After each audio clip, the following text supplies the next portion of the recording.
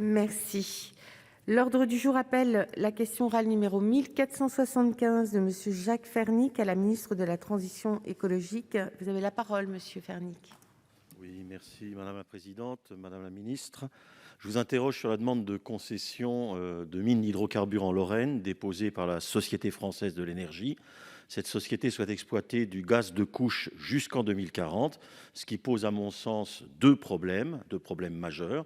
Cela ne concourt pas à la réussite de notre stratégie bas carbone et c'est l'illustration d'un droit minier déconnecté du droit environnemental.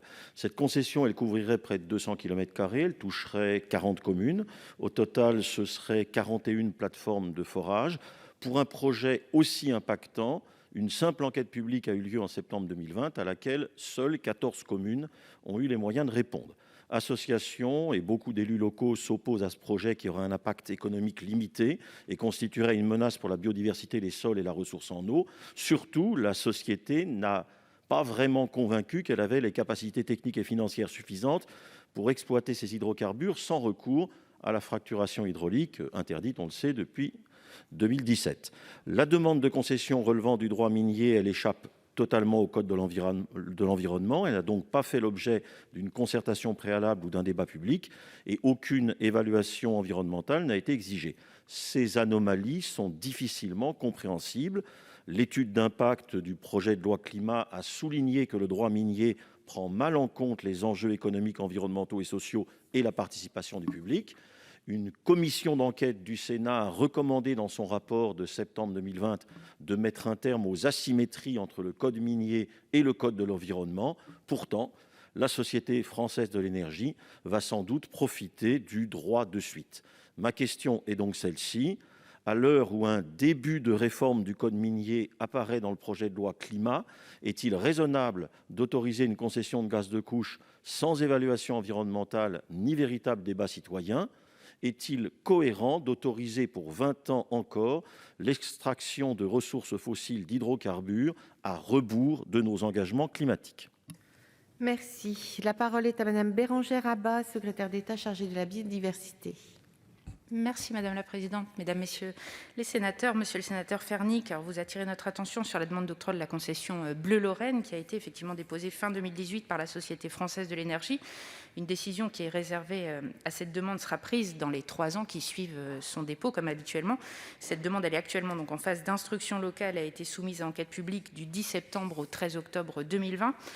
L'instruction de la demande, elle se poursuivra par une phase d'instruction nationale qui, en application des dispositions du code minier, concernera l'appréciation des capacités techniques et financières du demandeur pour mener à bien les travaux d'exploitation, assumer les obligations pour préserver les intérêts de sécurité du travail, de sécurité des édifices publics ou privés et de protection de l'environnement, préservation de la faune et de la flore notamment, auxquelles je suis attachée, vous le savez, et ainsi que pour réaliser l'arrêt des travaux lorsque la cessation de l'exploitation l'exigera. Comme vous l'indiquez, la loi du 30 décembre 2017 mettant fin à l'exploitation et à la recherche des hydrocarbures a proposé le principe du maintien des titres en cours de validité et de la possibilité d'octroi de concession exclusivement dans le cadre du droit de suite d'un permis exclusif de recherche, le droit de suite n'impliquant en aucun cas l'octroi automatique du titre minier demandé. Pour autant, la ministre de la Transition écologique et nos services restent très vigilants sur les points qui suscitent votre inquiétude, et notamment la conduite de l'examen des capacités techniques et financières dans le respect de la réglementation en vigueur. J'ajoute que si cette concession devait être octroyée aux pétitionnaires, les enjeux environnementaux seront bien évidemment pris en compte avec la plus grande attention lors de l'instruction des demandes d'autorisation de travaux miniers nécessaires pour réaliser cette exploitation. Parce qu'effectivement, comme vous l'avez dit, la réforme du code minier prévue par le projet de loi Climat et Résilience ira plus loin en introduisant notamment l'obligation de réaliser une analyse environnementale, économique et sociale pour l'octroi et l'extension des titres miniers d'exploration et d'exploitation. Et les mêmes modalités s'appliqueront à la prolongation des titres exclusifs d'exploitation et de transformation des titres exclusifs de recherche en titres exclusifs d'exploitation. Dans le cadre du débat démocratique que nous souhaitons voir renforcer, le demandeur d'un titre minier mettra à disposition du public sur un site internet son dossier de demande ainsi que la réponse écrite à l'avis de l'autorité environnementale du Conseil général de l'environnement et du développement durable et à l'avis économique et social du Conseil général de l'économie avant l'ouverture de l'enquête publique ou la réalisation de la participation du public, toutes deux prévues au Code de l'environnement.